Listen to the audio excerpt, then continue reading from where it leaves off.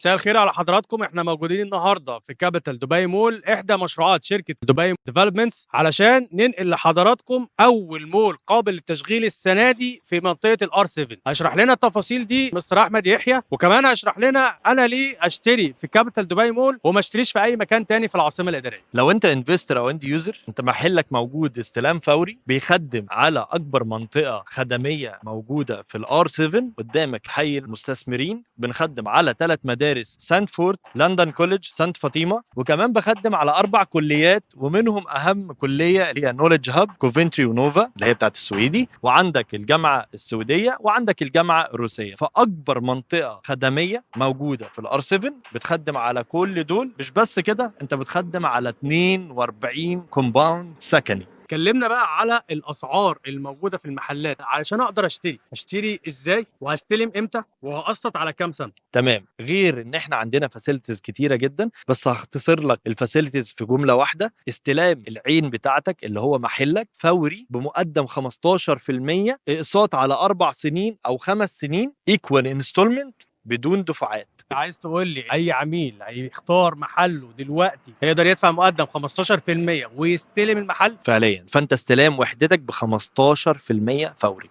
حلو جدا. طيب التشغيل هيكون ازاي؟ مين الشركه المسؤوله عن اداره المول، تشغيله، اللي هتجيب لنا البراندات؟ يعني لو انا انفستور مش اند يوزر، مش هفتح نشاط معين، هتشغلوا المول ازاي؟ اولا، شركه كاد غنيه عن التعريف وعندها مشاريع كتيره جدا. كاد هتبقى مسؤوله عن المشروع بتاعي من ناحيه التشغيل، ومن ناحيه ان هي توزع الترافيك اللي موجود في الاريا من ناحيه الجراوند والفيرست فلور والسكند فلور. استاذنك ان احنا عايزين وانت بتشرح الكلام ده، انا عايز اوري للكلاينت قدام عينيه ده هيكون موجود ازاي. عايزين نخش جوه المول ونشرح الكلام ده مع بعض.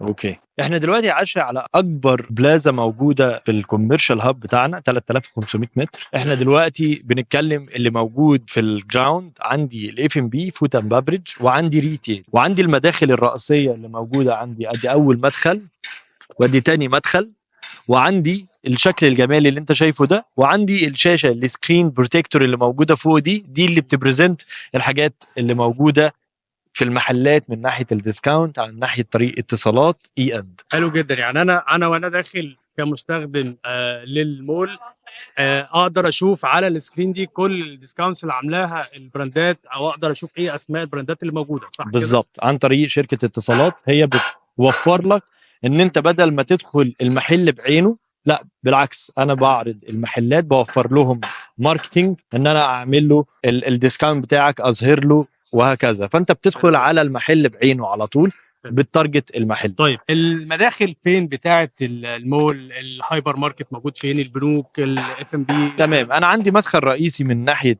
شارع الشانزليزيه. المدخل ده اول ما بتخش بيبقى على شمالك على طول الهايبر ماركت. الخدمات اللي موجوده جوه الكوميرشال هاب: عندي هايبر ماركت، عندي بنوك، عندي صيدليات، عندي بيوتي سنتر، عندي كيدز اريا، عندي جيم. فكل الفاسيلتيز اللي ممكن الواحد يستخدمها اذا كان بالنهار او بالليل، هيبقى عندك الراش اور عالي جدا من ناحيه الخدمات اللي احنا بنقدمها، لان احنا الكوميرشال الوحيد اللي موجود بيخدم على 42 كومباوند و4 كليات و3 مدارس. صح يا يحيى. بص الديزاين هنا حلو قوي. يعني عايزك تشرح لي برضو دي هيكون ايه الموجود في الدور الارضي؟ يعني ده هل هيكون مطاعم، كافيهات، هتكون محلات ريتيل؟ الدور الاول فيه ايه؟ الدور الثاني الجزء ده، لان ده اكتر حته شايفه فيو على البلازا، واي حد داخل المول هيكون هو داخل على طول على المحل ده. يعني ده تقريبا من اميز المحلات الموجوده اعتقد. احنا عندنا في النص هنا زي ما انت شايف الووتر فيتشز، وعندنا المحلات اليمين والشمال كلها اف ام بي، وجوه عندي هنا الجزء ده قبل المدخل ريتيل، ومن قبل المدخل الناحيه الثانيه ريتيل، واللي في النص ده كله كوميرشال فود اند بافريج.